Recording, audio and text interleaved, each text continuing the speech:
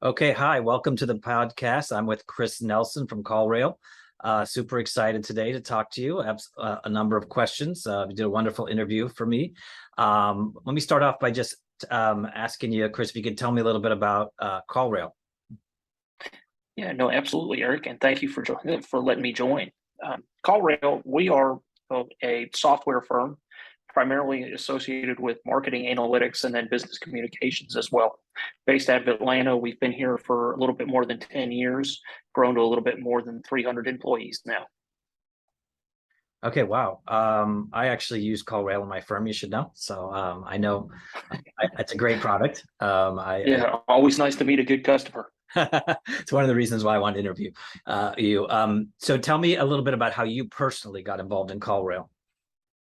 It's kind of interesting. I've worked at a couple different industries beforehand.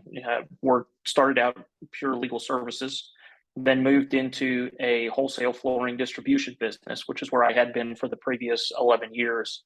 And then I got affiliated with CallRail as I was looking at an opportunity that might be more related to the legal side and mixed marketing and the law. And that's where I ended up with CallRail at the beginning of this year, March. So you are a lawyer, correct? I am. Okay, so Uh, I've got a license in the state of Kentucky. okay, I saw that. So tell me, what brought you? It's interesting that you were a lawyer, but what's the official title of your position now? I am the senior manager of legal marketing.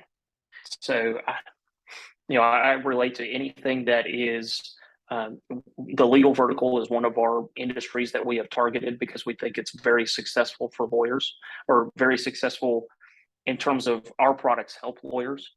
And so we have looked at just a go-to-market strategy that is directly related to the legal industry, to lawyers and law firms, and that's what we're going after.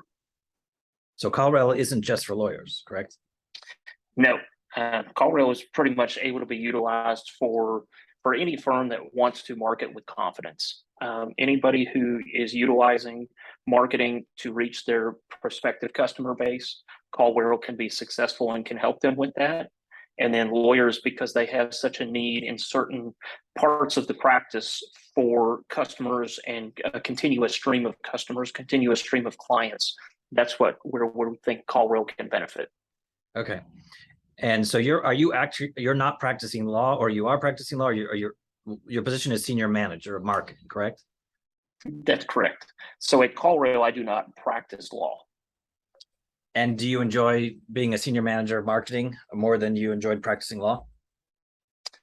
It's interesting. I started out and practiced for probably 6 years directly. Um, and in that time, I really kind of looked into what I was doing business wise. Um, and it turned out that I liked the business side more so than I did the legal side. And so as I worked for the flooring distributor, I got more and more involved on the business side. And then this opportunity, I shifted probably, I want to say 7 years into my work at the flooring distributor into a pure business role. I had both our strategy and business development and our marketing. And then I am now completely on the business side at CallRail. Okay, wow, that's great. I also have a passion, obviously, for the business side of law, and so I share that with you. You stated that in your interview that the person you look up to and was a mentor to you is your father, which is beautiful. Tell me a little bit more about that relationship and why you picked him over any other mentor. I think it's just because he and I had it's just that kind of father-son relationship that you have. Certainly, he was open to sharing the knowledge that he had, open to allowing me to learn from him, open to teaching me about the business that he was involved in. And I really just appreciated that and was able to pick his brain and to continue to understand more and more of what he was doing in his marketing position. And then as I moved into going to school and then also practicing myself, just kind of rely on him to give overall career advice, professional advice.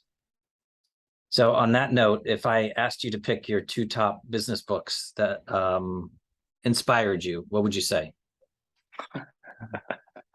I would say, without a doubt, in my opinion, the best business book of all time is Barbarians at the Gate, um, about the RGR Nabisco saga in the late 80s. I think it's a fantastic book. It is really knowledgeable about how things were done at that time, really knowledgeable in terms of business, and very, very well written. And the personalities are tremendous. And the other business book that I've liked, anything that was done by Jim Collins. Good to Great is a fantastic book. Built to Last is a fantastic book. All of those, which just kind of give you a better idea of, there are some things that are, for lack of a better term, timeless across different companies that can succeed very well. And Jim Collins, I think, does a great job in those books of illustrating them. Yeah, I love Jim Collins' books. They're wonderful. I'm going to get a little more detail with this question. So I use Clio. We've used Clio in my firm for about 9 years. We love it. We have a passion for it. I see that you just created, CallRail just created an integration with Clio. Can you tell me a little bit about what that entailed? Yeah, absolutely. It's very exciting for us. So, as you know, Clio is the leading legal software provider. They have two products. One is Clio Grow, which is their legal CRM, and then they also have Clio Manage, which is their practice management software system. The vast majority of their customers are using the Clio Manage product. That is what we are fully integrated with now, so that you can see all of your call details, all of your contact details on a single dashboard with the marketing sources when you put that integration together between CallRail and Clio Manage. So now, as a practical question, now is not necessarily the time, but I want to get that integrated because we use CallRail and we use Clio. We're not syncing them. So that's wonderful. Yeah. I'll talk to you about that after. Yep. Absolutely.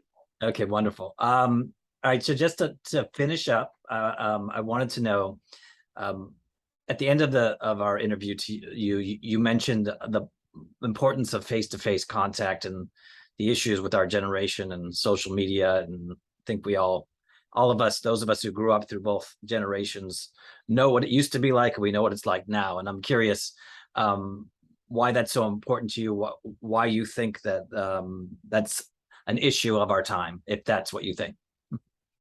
Yeah, I absolutely think so. And I think it's, as technology has encroached more and more on our life and on everything that we do with our friends, our family, and with coworkers and with anybody else, we seem to have moved away from the contact where it's actually legit contact with other people, as opposed to just working through the mediums that are technology. And I think you lose a lot in that translation. You're not able to, for example, just on a phone call, the difference between a text message and a phone call, if I'm texting, there's a lot that can be lost in translation on a text message.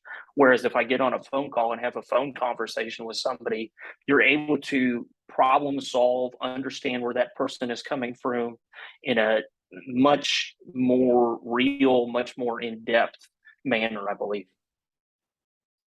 Okay, last question. I think the one thing that really ties these interviews together, and the thing that touches me about this area, is that most of us, if not all of us in these interviews, are lawyers who have chosen to do something unique with their life and not take the traditional path of just working in a law firm. Can you tell me, are you number one, are you glad that you chose that a different type of path and didn't just stick with the law firm life? It's interesting. There's been times where I've, especially like in the depths of the 2008 recession, where I kind of questioned, the path. There's been other times at my previous position where I questioned the path, but absolutely, I would say that I do. This path less traveled, I'm very excited about. I've been blessed to be in this role, and I've been blessed to have the winding road that has gotten me here.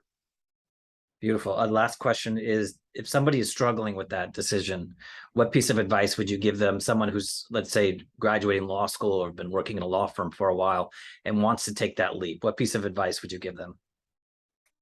I mean, if they feel it's the right thing for them, go ahead and take that leap. There is, they talk about you can use a law degree for a lot of different things. Um, and I think it depends. You get to a situation where people look at it and sometimes they just say, hey, it's a lawyer. You're a lawyer. That's all you can do. But at the same time, the law degree taught you to do a lot of different things. It gave you skills that a lot of people may not have. And if you're confident that the path less traveled is the right path for you, then go ahead and follow that. Beautiful. Well, thank you so much. I really appreciate you taking the time to come out, learn so much, and I'm very grateful for your time. Take care. Well, yeah, no, absolutely. Thank you, Eric. My pleasure.